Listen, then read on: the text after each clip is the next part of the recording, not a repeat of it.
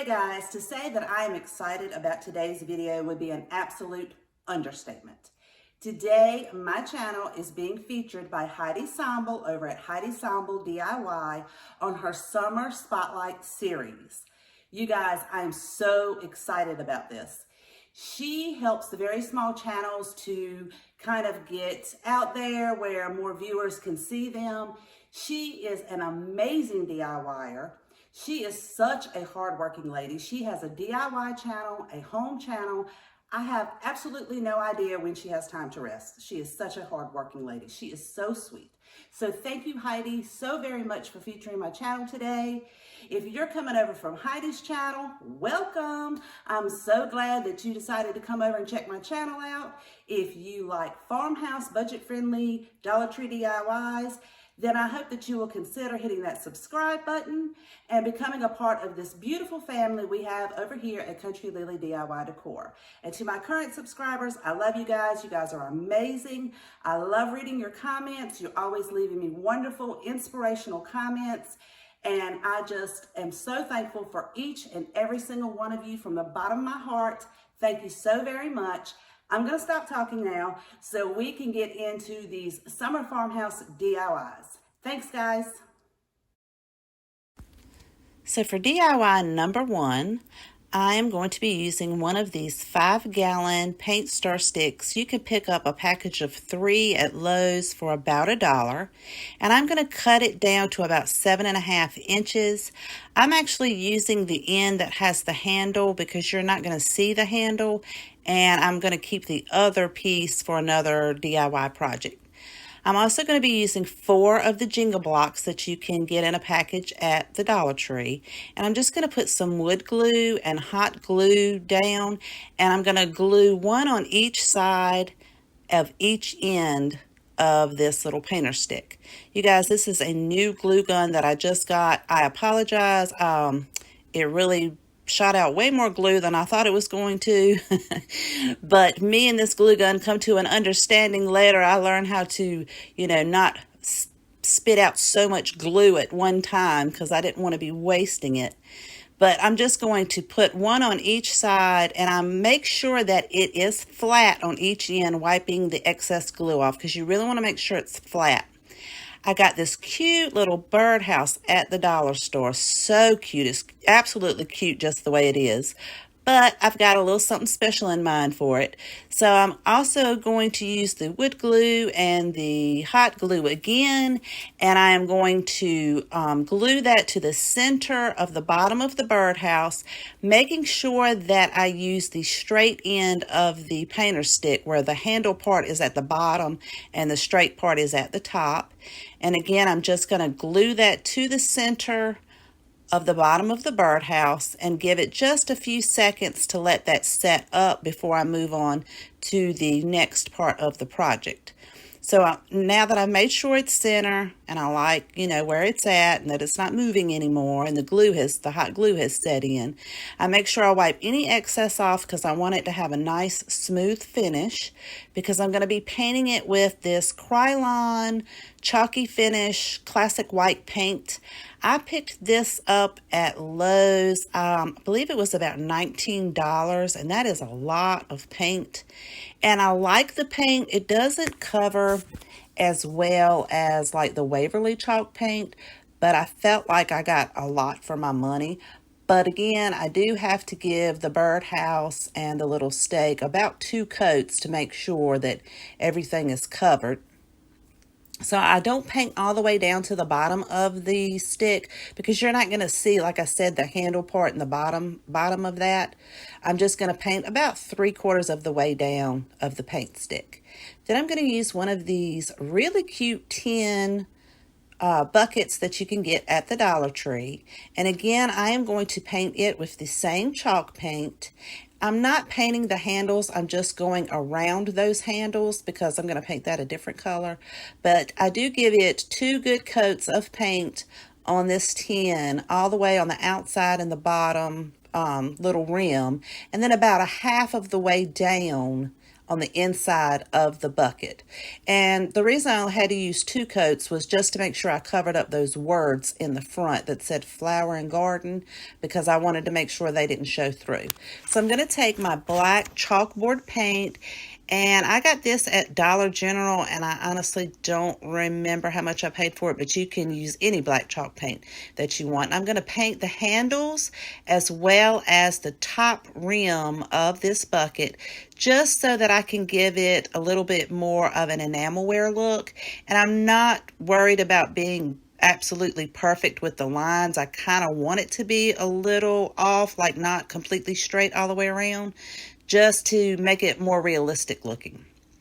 Then I'm going to take these cute little like transfer stickers that you get at the Dollar Tree, and I wanted mine to say blessed. So I cut it out and then just hold it up against the bucket to, kind of get an idea of exactly where I wanted to place it. And these are very easy to place down. I just put that on there, and you can actually pull it up and kind of rearrange it a little bit if you want to. But I just made sure I lined it up where I wanted it, and I am going to dry brush some chalk paint over that because I didn't want it to be as glossy as it was. I wanted it to blend in a little bit better, a little bit more distressed. And I'm also going to go over that with some Mod Podge just to make sure that those they're not really stickers, but like the little transfer doesn't pop up off of the bucket. Then I'm going to take some E6000 and my hot glue, and I am going to glue that inside of the bucket. It's going to be in the center, but towards the back of the bucket. So it's in the center, but more towards the back of the bucket so that I can put my floral foams in the front. And I'm using 2 of these little green floral foams and some pieces from another floral foam, just placing that around the birdhouse and to the height that I wanted. And I'm going to be using these boxwoods that you pick up at Walmart. I believe they were like 97 cents a piece.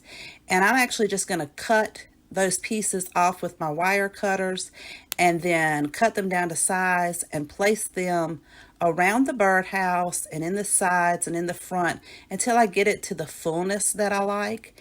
And I think this is so adorable. I just absolutely love the way this turned out. It is so cute. You'll have to let me know what you think. I am just in love with this little project. And it really goes well with my DIY number 2, which we are getting ready to start now. So for DIY number 2, I'm going to be using this sign that I picked up at the Dollar Tree. And I'm also going to be using a wooden dowel. I actually got a package of these at Walmart, like an assorted pack. And I just pulled one of those out. And these really cute fat bluebirds, I picked up 2 of these. They're $1 a piece at Dollar General.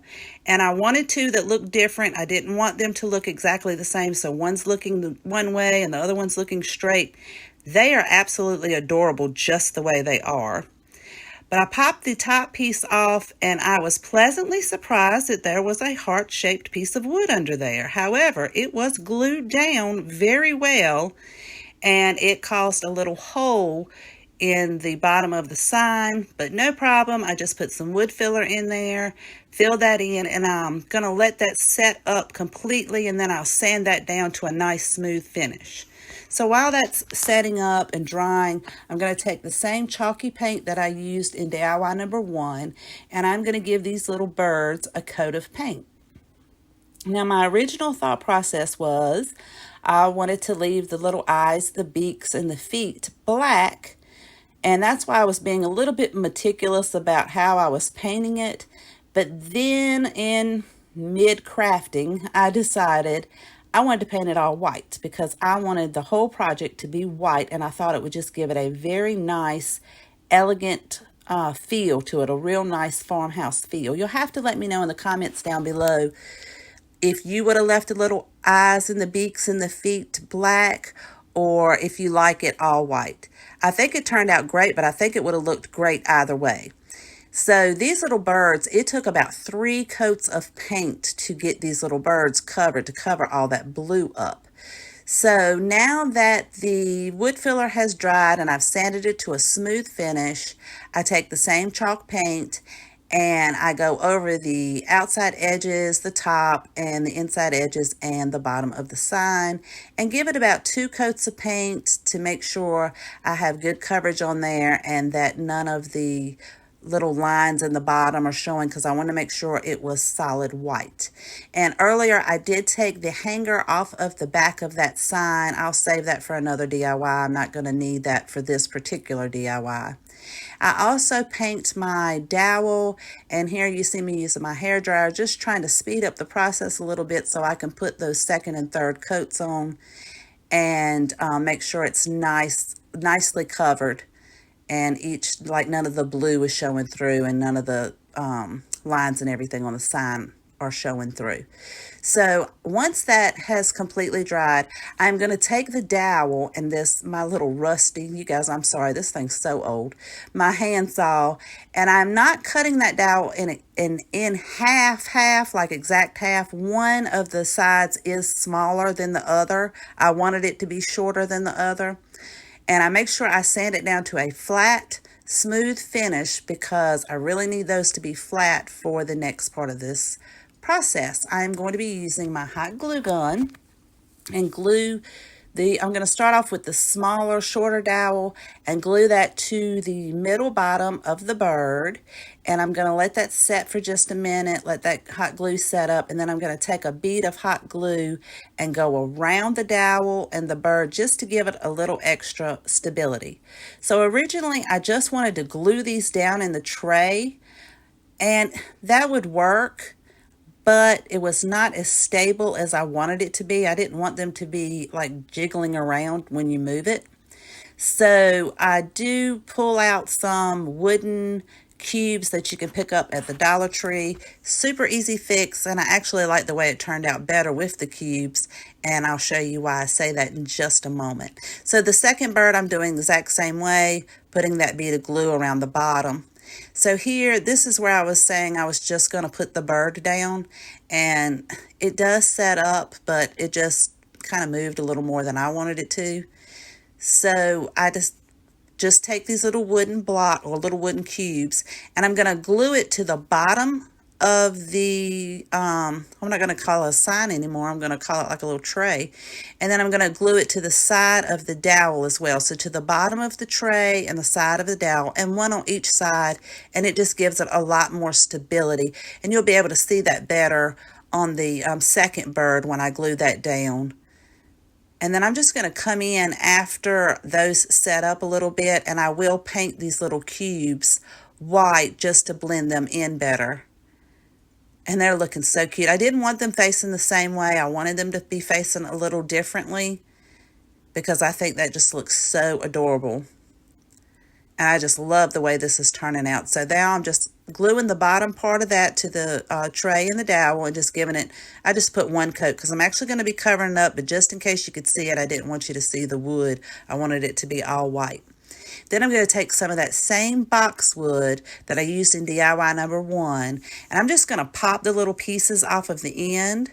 And then I'm going, of course, after all of this dries, I'm going to be gluing those to the cubes and to the dowel around each of the birds. And so that's why the cubes came in really handy. It actually worked out better in my favor that I used those, because I could glue the greenery around and glue it to those little cubes, and just, I actually had no rhyme or reason as to where I put them. I just put them where I thought they looked good and filled it in around each of the birds. And I love how this green is popping out on this white. It is so pretty. The pictures really don't even give it justice. It really is really gorgeous. I love the way this one turned out as well. So I'll show you in just a minute the finished product, but I hope you'll let me know in the comments down below how you like DIY number 1 and number 2, and which one is your favorite. So I'm just filling this in, making sure I have enough greenery all the way around it to my liking, because I didn't want like some bare spaces, but I also didn't want it in those corners either. I just wanted it around the birds. But, you know, it probably would be pretty if you filled it in, or you could put flowers in there. You could put any kind of floral you wanted, or you could have left it without the greenery. But I just like the way the greenery popped out on this white. So we're just about finished up, and I can show you how this turned out. There it is. It is so cute. You guys, let me know what you think. Let me know if DIY number 1 or number 2 is your favorite, if you just like both, or if you do, please give me a big thumbs up. Thank you so much for watching this video. Please take care, you guys, and I'll see you next time.